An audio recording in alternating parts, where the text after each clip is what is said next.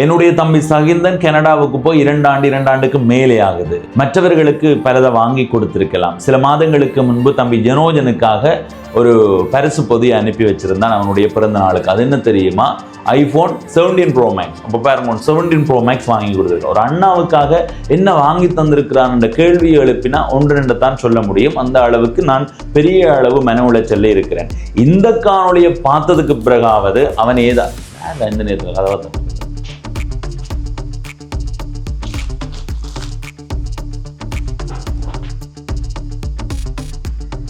திருகோணமலையில் இருக்கிற குன்றொன்றுல முருகன் சிலை அமைக்கிறதுக்கான முயற்சியை செய்யறோம். அதற்கு நீங்களும் பங்களிப்பு செய்ய விரும்பினால் திரையில தெரிகிற என்னுடைய வாட்ஸ்அப் எண்ணோட தொடர்பு கொண்டு மேலதிக விவரங்களை பெற்றுக்கொள்ளுங்கோ.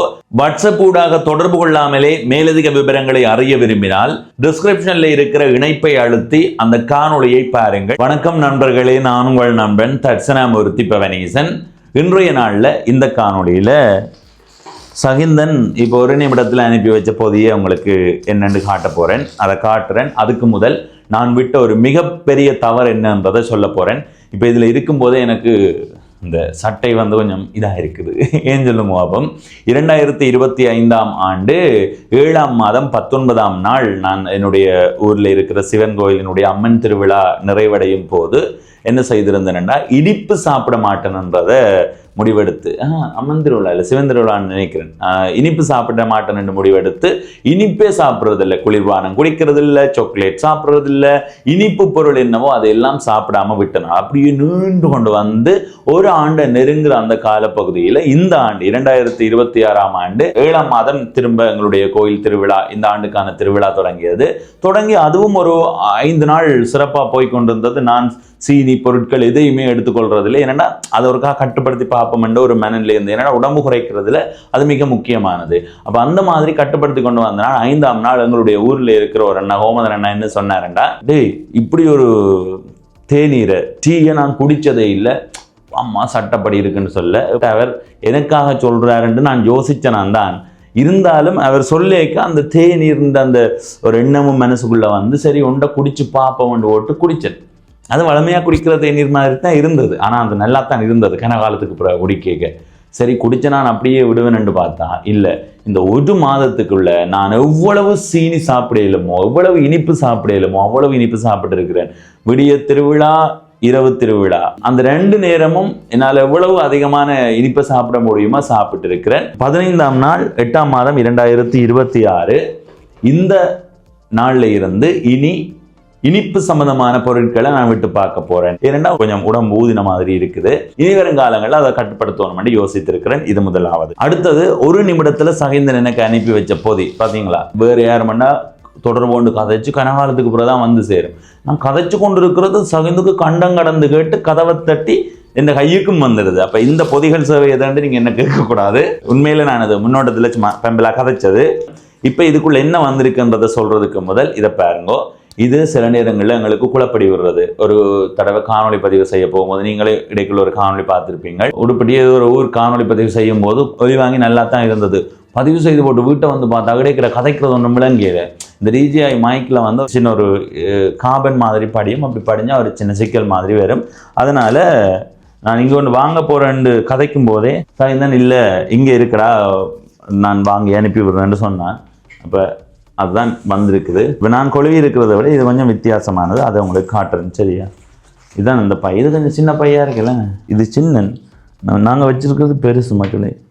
இதுதான் பாருங்க, இதுதான் அந்த மைக். இப்போ கொழுவி வச்சுருக்கிறத கழட்டி வச்சுட்டு புதுசாக போட்டு கொழுவி கதைச்சு பார்க்குறோம். அது எப்படி குரல் நல்லா இருக்குது, இது அதான் நல்லா இருக்குன்னு சொல்லுவோம் மக்களே. இப்போ நீங்கள் கேட்குறது இந்த ஒலி வாங்கியில தான் பஞ்ச வர்ணத்தில் இருக்கு பாருங்க மக்களே. உங்களுக்கு என்ன நிறத்தில் வேணுமோ அந்த நிறத்தில் போடலாம். உடுப்பு கேட்ட நேரத்தில் போடலாம். பெண்களுக்கு இது சரியாக இருக்கும். ஆனால் இதில் கருப்பும் இருக்குது. நாங்கள் கருப்பு இல்லையாடான்னு யோசிக்க இதில் கருப்பும் இருக்குது. பாருங்க காட்டுறேன். கருப்புன்னா சரி, நல்லா இருக்கு இல்லையா. அடுத்தது காந்தம் இல்லையோ ஒன்று யோசிச்சேன் நாங்கள். சரியா, என்னடா காந்தத்தை காணிதேன் வந்த காந்தம் கிடக்கு. சரி மக்களே, இதுதான் எதிர்காலத்தில் நாங்கள் பயன்படுத்த போகிற ஒலி வாங்கி. மிகச் சின்னனாக இருக்குது. இது என்ன மைக்? இது DJI மைக். சரியா, இந்த ஒலி வாங்கியை இப்போ பயன்படுத்த முடியாத காரணம் என்னென்னா சார்ஜ் இல்லை, அதுக்கு சக்தியே இல்லை. அதனால் சாய்ஸ் போட்டிருக்கு. எதிர்காலத்தில் அதை பயன்படுத்துவோம். இப்போ இங்கே இருந்து நுணாவிலுக்கு போக போகிறேன் ஒரு பொதி எடுக்கிறதுக்காக. நேரம் இப்போ 4:15 இங்கே இருந்து எங்களுடைய பயணத்தை தொடங்குவோம். சரி மக்களே, நாங்கள் இப்போ பயணத்தை தொடங்குகிறோம். தோட்டத்தில் எல்லாரும் வேலை செய்து கொண்டிருக்கணும். இந்த வீதியால் பயணம் செய்து முதல்ல யாழ்ப்பாணம் காங்கேசந்துறை பிரதான வீதிக்கு போய் அங்கே ஒரு சின்ன வேலை ஒன்று இருக்குது, கையெழுத்து ஒன்று வைக்கணும். ஏன்னா இப்போ ஒரு நிறுவனம் பதிவு செய்து நடத்தும் போது அதில் கணக்கு பார்க்குற அந்த செயற்பாட்டை எஃப்னா பிஸ்னஸ் இடம்தான் கொடுத்துருக்குறோம். அங்கே போய் கையெழுத்து வச்சுட்டு அதுக்கு பிறகு நுணாவிலுக்கு போக போகிறோம். இப்போ ராசபாதைக்கு வந்தாச்சுது. நான் ஒரு பொதி எடுக்க போகிறேன்னு சொன்னான் தானே, அந்த பொதியை பற்றி சொல்கிறேன். அதுக்கு முதல் ஒரு அம்மா என்னை தொடர்பு கொண்டு பவனீசன் ஒரு தொகை பணத்தில் தாங்கள் ஒரு உணவு கொடுக்கணும், இங்கே கொடுக்கலாம்னு கேட்டிருந்தா. அப்போ நான் ஒரு இடத்தை அறிமுகப்படுத்தி இருந்தேன். அறிமுகப்படுத்தினது பிறகு அந்த அம்மா இங்கே வந்து அங்கே போய் ஒரு நாள் அவர்களோட நின்று பொழுது கழித்து உணவு கொடுத்து மகிழ்ந்து போனால். அப்படி இங்கே வந்து அந்த மகிழ்வுக்கு பிறகு எங்களே ஒரு நாள் சந்திக்கணும்னு சொல்லியிருந்தவா. ஆனாலும் எங்களுக்கு அதுக்கான சந்தர்ப்பம் அமையலை. அவர்களும் திரும்ப வெளிநாட்டுக்கு போட்டார்கள். போனதுக்கு பிறகு எனக்கு ஒரு குரல் பதிவை அனுப்பினவா. போகும்போதே அனுப்பியிருந்தவா, பவனீசன் உங்களுக்காக ஒரு பொதி ஒரு இடத்துல கொடுத்துருக்குது, போய் எடுங்கோண்டு சொல்லி ஒரு 5ஆம் மாதம் அப்படி சொன்னான்ட்டு நினைக்கிறேன். ஆனால் என்னால் போக முடியல. அதை விட உண்மையாக நான் அந்த பொதிகள் போய் வாங்குறது அப்படியான அதை நான் விரும்புறதில்லை. இருந்தாலும் அன்பை நான் ஏற்றுக்கொள்கிறேன். நான் அன்பை அவமதிக்கிறேன் எடுத்துக்கொள்ளாதேங்கோ. அப்போ நான் சொன்னேன், சிக்கல் இல்லை, நீங்கள் உங்களோட சொந்தக்காரர்கள் அப்படி கொடுங்கன்னு சொல்ல. இல்லை பவனீசன், அங்கேருந்து நாங்கள் வெளிநாட்டுக்கு வந்துட்டோம், அங்கே ஒரு தருமே இல்லை, உங்களுக்காகத்தான் கொடுத்துட்டு வந்து நாங்கள் இப்படி ஒரு இடத்துல கொடுத்துருக்கு, தயவு செய்து போய் எடுங்கன்னு சொன்னார்கள். அந்த பொதியை எடுக்கிற ஞாபகம் எனக்கு வேறே இல்லை. நான் உண்மையாக அதை தவிர்த்த நான். இருந்தாலும் அவர்கள் ஒரு அன்பா இல்லை, உங்களுக்காகத்தான் கொடுத்துருக்கு, கட்டாயம் போய் எடுங்கன்னு சொன்னதுக்கு பிறகு நான் போறேன்னு சொல்லி போட்டு 2 மாதம் ஆச்சு. ஜூன் மாதம் இடைக்கால பகுதியில் 2வது தடவை நினைவுபடுத்தினவர்கள், நீங்கள் இன்னும் அந்த பொதியை எடுக்கையில் போய் எடுங்கோண்டு. அதுக்கு பிறகு நாங்கள் கோயில் திருவிழா, அந்த திருவிழா அப்படி இப்படின்னு சொல்லி பயணங்கள் இருந்ததால் மறந்து போனோம். திடீரென்று நேற்று எனக்கு ஒரு குரல் பதிவு வந்துச்சு, பவனீசன் நீங்கள் அந்த பொதியை இன்னும் எடுக்கலையாம், போய் எடுங்கோ என்ற மாதிரி சொல்ல. எனக்கு அதை தவிர்க்க முடியலைன்னு. அவர்கள் ஒரு அன்பாக கொடுத்துட்டு போனது கட்டாயம் எடுக்கணுமன்றதுக்காக தான் இன்றைக்கு நுணாவில் போய் எடுக்க போகிறோம். அந்த பொதிக்குள்ளே என்ன இருக்குன்றதையும் உங்களுக்கு காட்டுறோம். நாங்கள் இப்போ நல்லூர் கோயிலடியில் நிற்கிறோம். நல்லூர் கோயில் திருவிழா தொடங்க போது அதுக்கான தயார்படுத்தல்கள் நடந்து கொண்டு இருக்குது பாருங்கோ. இன்னும் கொஞ்ச நாளில் இந்த இடம் களை கட்டும். அதை விட இதால் பயணம் செய்தும் பெற முடியாது. செம்மணி வீதியால் பயணம் செய்து கொண்டிருக்கிறேன். செம்மணி என்ற உடனே எல்லாருக்கும் ஞாபகம் வாரது இப்போது நடந்து கொண்டிருக்கிற மனித புதைகுழி அகழ்வு பணிகள். 3ஆம் கட்டத்தினுடைய அகழ்வு பணி நடந்து கொண்டிருக்குது. நேற்று 52வது நாள் நடந்த அகழ்வு பணியில் மேலும் 2 மனித எலும்பு கூடுகள் அடையாளம் காணப்பட்டு மொத்தமாக இதுவரைக்கும் 554 மனித எலும்பு கூடுகள் அடையாளம் காணப்பட்டிருக்கு. அதில் இருக்கிற சுடலை பகுதி இருக்கல்லவோ, அந்த மதில் எல்லை உள்ளதான் அந்த அகழ்வு பணி நடந்து கொண்டிருக்குது. இதுவரைக்கும் மொத்தமாக 554. இப்போ யோசிச்சு பாருங்க, இவ்வளவு பெரிய ஒரு அவலம் இந்த பகுதியில் நடந்திருக்குது.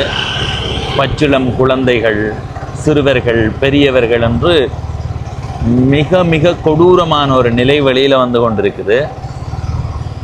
நேற்று மேலதிகமாக 6 இடத்துல அகழ்ந்து பார்க்கப்பட்டது. அதில் 3 இடத்துல மனித எலும்புக்கூடுகள் இருப்பதற்கான அடையாளம் கண்டுபிடிக்கப்பட்டிருக்குது. இன்னும் இது விரிவுபடுத்தப்பட இருப்பதாக சொல்லப்படுகிறது. அந்த மதில் எல்லையை தாண்டி வெளியிலேயும் அந்த மனித எலும்புக்கூடுகளை அடையாளம் காண்றதுக்கான முயற்சியும் நடைபெறப் போவதாகவும் சொல்லப்படுகிறது. இதுதான் செம்மணி சந்தி. இதில் பாருங்க, எங்கள் மண்ணில் நடந்த பல இடங்கள் காட்சிப்படுத்தப்பட்டிருக்கு. இதில் இடப்பக்கம் பாருங்க, போராட்டத்திற்கான சூழலை பார்க்கணும். இந்த இடத்துல ஒரு குழப்பம் ஒன்று நிகழ்ந்தது. அதை காணொளியில் இன்றைய நாளில் பார்த்துருந்தேன்.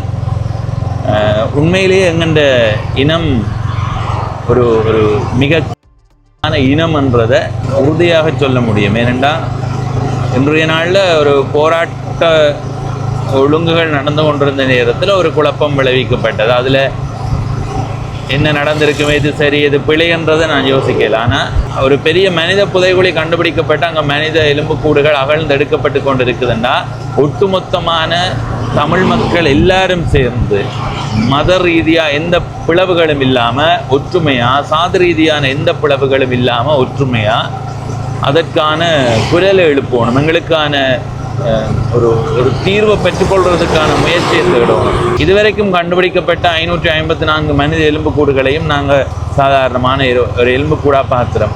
அதை எங்களுடைய குடும்பத்தில் ஒருவராக பார்த்து பாருங்க, 554ன்றது எவ்வளவு அதிகம்.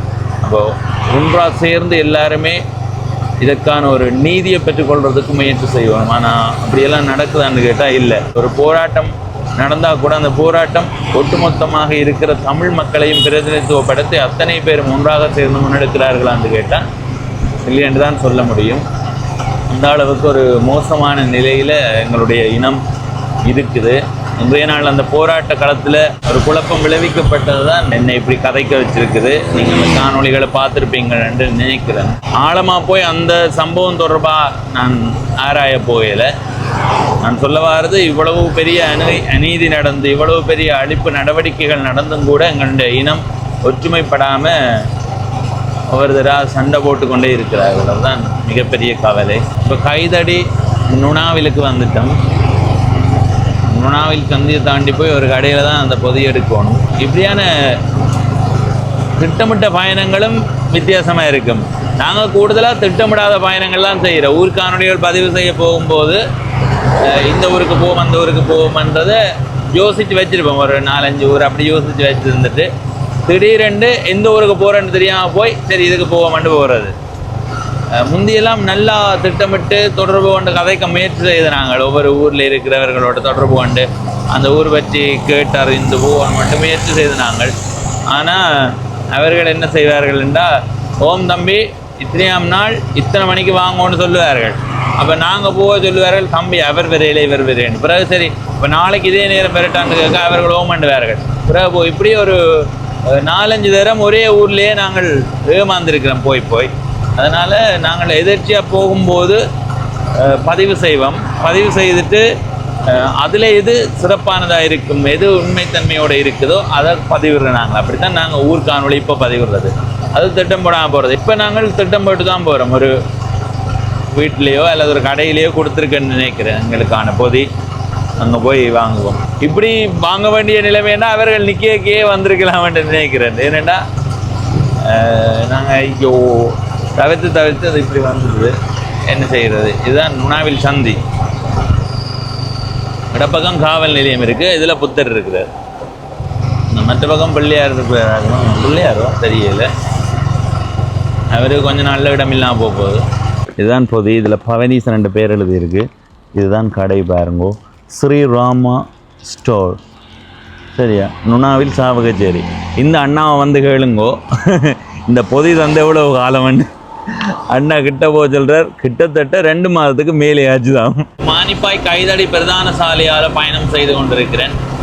இந்த சாலையால் பயணம் செய்யும்போது நல்லா தான் இருக்குது. இந்த மாலை வேளை நல்லா இருக்குது. அதை விட 2 பக்கம் பாருங்கோ மரங்கள் நடப்பட்டு இருக்குது. இப்போவே இப்படி இருந்தால் இன்னொரு 20-30 ஆண்டு கழித்து இந்த மரங்கள் எல்லாம் வளர்ந்து எப்படி இருக்குமென்று யோசிச்சு பாருங்க. வலை பக்கம் தொடர்ச்சியாக மரம் நடப்பட்டிருக்கு.